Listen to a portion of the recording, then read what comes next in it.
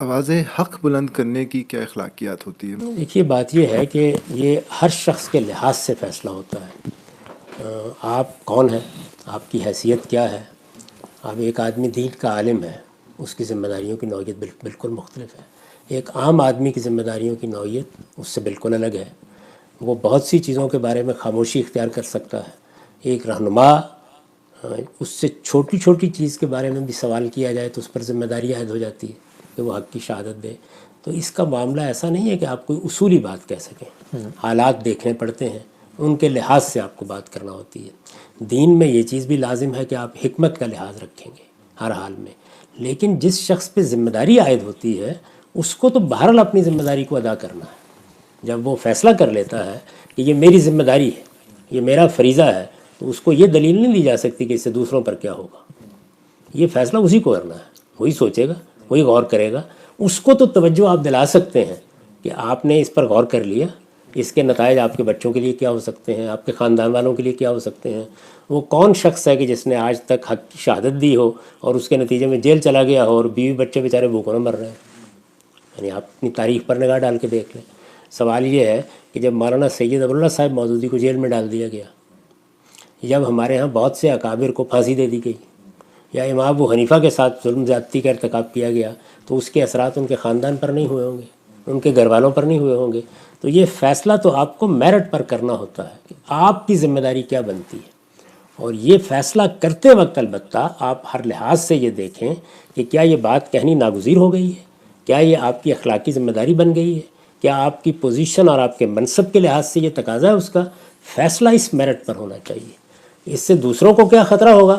دوسروں کے لیے ہر وقت یہ چوائس موجود ہوتا ہے کہ وہ اظہار برات کریں اور الگ ہو جائیں، کیونکہ یہ تو آپ اصل میں یہ اصول بنا رہے ہیں کہ مجھے کوئی کام کرتے وقت صرف اپنا حوصلہ نہیں دیکھنا، بلکہ اپنے گرد و پیش کے لوگوں کا حوصلہ بھی دیکھنا ہے۔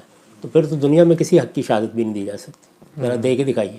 پیغمبر بھی نہیں دے سکتے اس پیغمبر بھی نہیں دے سکتے، اس لیے کہ ان کے ساتھ پھر کیا ہو جائے گا۔ جی ان کو جو ذمہ داری دی جاتی ہے، اب پیغمبر کی ذمہ داری کو قرآن نے بیان کیا، یہ بیان کیا ہے کہ یہ مسئلہ پیش آ گیا ہے، آپ کو کہا گیا ہے کہ آپ نے اس رسم کا خاتمہ کرنا ہے۔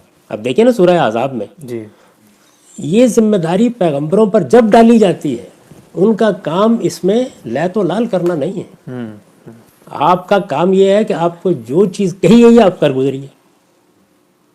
جی اس کا مطلب یہ ہے کہ ذمہ داری کی نوعیت تبدیل ہو گئی نا۔ ایسا ہی معاملہ ایک عالم کا ہو سکتا ہے، یعنی آپ کو ایک حق معلوم ہے، دنیا اس حق کو قبول کرنے کے لیے تیار نہیں ہے، تو آپ اسس کریں گے نا۔ آپ جانتے ہیں کہ اس سے آپ کی جان کو خطرہ ہو سکتا ہے، آپ جانتے ہیں اس سے آپ کے اہل و عیال کو خطرہ ہو سکتا ہے، لیکن اس کی ایک اسسمنٹ کے بعد آپ اس نتیجے پر پہنچتے ہیں کہ یہ میری ذمہ داری ہے اور مجھے اس کو ادا کرنا ہے، تو بس آپ کا کام ہے، آپ اس کو ادا کریں گے۔ اب اس کے بعد جو دوسرے لوگ ہیں، آپ نے اپنی طرف سے سوچ لیا کہ یہ جو کچھ میں کرنے جا رہا ہوں اس سے میرے بچوں کو نقصان ہو سکتا ہے، میرے گھر والوں کو نقصان ہو سکتا ہے، یہ طے کرنا آپ کا کام۔ آپ کو توجہ بھی دلائی جا سکتی ہے، لیکن یہ فیصلہ آپ نے اس اصول پر نہیں کرنا۔ اس اصول پر کرنا ہے کہ کیا آپ کی ذمہ داری ہے یہ بات کہنا، دینی لحاظ سے، اخلاقی لحاظ سے، آپ کے منصب کے لحاظ سے یہ آپ کی ذمہ داری بن گئی ہے، اور آپ نے اسس کر لیا اس بات کو کہ اس کے کیا نتائج ہوں گے۔ جب آپ اس میرٹ پر فیصلہ کر لیتے ہیں، اس کے بعد دوسرے لوگوں کا کام ہے وہ فیصلہ کریں، اور وہ علانیہ کہہ سکتے ہیں کہ یہ ہمارا اب ان سے کوئی تعلق نہیں۔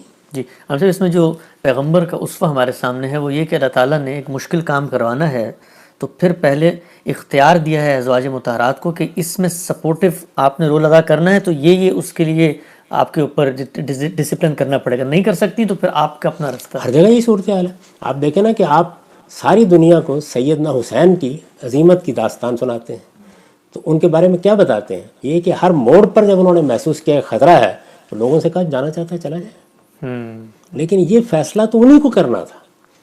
اس فیصلے پر آپ تنقید کرنا چاہتے ہیں، آپ اس سے اختلاف کرنا چاہتے ہیں، کریں، لیکن یہ فیصلہ کرنا کس کو تھا؟ یہ سیدنا حسین ہی کو کرنا تھا۔ جی تو اس لیے اس طرح کے جب بھی معاملات پیش آئے ہیں تو اس میں اس شخص کو تو آپ توجہ دلا سکتے ہیں کہ دیکھیے آپ نے اندازہ کر لیا اس کا نتیجہ کیا نکلے گا، آپ نے کچھ سمجھ لیا اس بات کو، یہ توجہ دلا سکتے ہیں، لیکن یہ کوئی استدلال نہیں ہے۔ یہ اسی کو دیکھنا ہے کیا اس کی ذمہ داری بن گئی ہے، یہ اس پر لازم ہے، کیا ایسا کرنا حکمت کا تقاضا ہے۔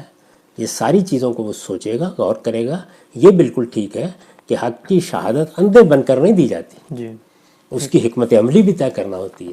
بعض اوقات آپ ایک ایسے حق کو بیان کرنے جا رہے ہوتے ہیں جس کے لیے ابھی سوسائٹی یا لوگ تیار نہیں ہیں، تو آپ یہ طے کرتے ہیں کہ میں اس کو یہاں سے شروع کروں گا، تدریج سے۔ میں اس تدریج سے یہ بات بیان کروں گا۔ یہ ساری چیزیں اصل میں اس بات کے میرٹ پر طے کی جاتی ہیں، حالات کیا ہیں، بات کیا ہے، کہنے کی ضرورت کیوں پڑ گئی ہے، یہ سب آپ طے کرتے ہیں۔ تو کوئی آدمی جذبات میں آ کر اینٹ مار دے تو اس کو ضرور توجہ دلائی جائے گی کہ اس کی کیا نوعیت ہے، لیکن یہ سوچ سمجھ کر کے وہ ایک حق کو جان گیا ہے، اس کے منصب کے لحاظ سے اس کی شہادت ضروری ہے، یہ طے کر لیا، اس نے طے کر لیا، تو وہ یہ دیکھے گا کہ اس سے کیا اثر پڑتا ہے کسی پر۔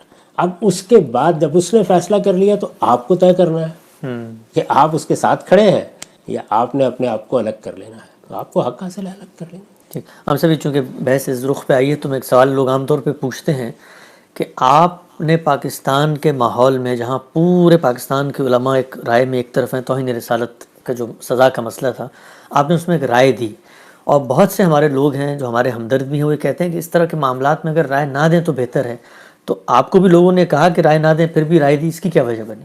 اس کی وجہ بہت سادہ سی تھی، وہ سادہ وجہ یہ تھی کہ مجھ پر یہ بات اپنی تحقیق سے واضح ہو گئی کہ اس میں ایک ایسے قانون کی نسبت رسالت مآب صلی اللہ علیہ وسلم کی طرف کی جا رہی ہے جو غلط ہے۔ اچھا، یہ معمولی معاملہ نہیں ہے، یعنی حضور کی نسبت سے دیکھیے، آپ نے کوئی کام کیا ہے، اپنے طور پر کیا ہے، پاکستان میں 10 قوانین بنے ہوئے ہیں جو لوگوں نے بنائے ہیں اور مجھے ان قوانین پر بھی اعتراض ہوگا۔ ایک قانون آپ دین کے نام پر بناتے ہیں، تو دین کے نام پر جو کام بھی کیا جائے گا اس کی نسبت کس سے ہوگی؟ رسالت مآب صلی اللہ علیہ وسلم سے۔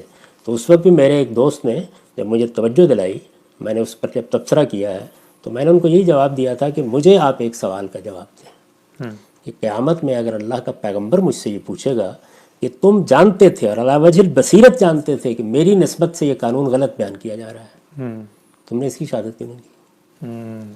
تو اس لیے دیکھیے وہ میرے منصب کا تقاضا ہے، لیکن کیا یہ ایک عام آدمی کو بھی ذمہ داری لینی چاہیے؟ نہیں، میں بھی تجویز نہیں کروں گا اس کو لینی چاہیے۔ تو اس لیے میں نے آپ کو توجہ دلائی کہ معاملہ کیا ہے، نوعیت معاملہ کیا ہے، کس شخص نے بات کرنی ہے، یہ ساری چیزیں مل کر فیصلہ کرتی ہیں، اور اس میں کیا نتائج صرف مجھے تک رہنے تھے، وہ میرے بچوں تک بھی پہنچنے تھے، وہ میرے گھر والوں تک بھی پہنچنے تھے۔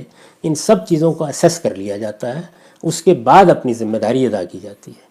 جب ذمہ داری ادا کر دی جاتی ہے تو دوسروں کے لیے یہ پیغام ہوتا ہے کہ مجھے تو بہرحال یہ کام اپنی ذمہ داری پر کرنا ہے، اب آپ فیصلہ کر لیجئے کہ آپ کو کیا کرنا ہے۔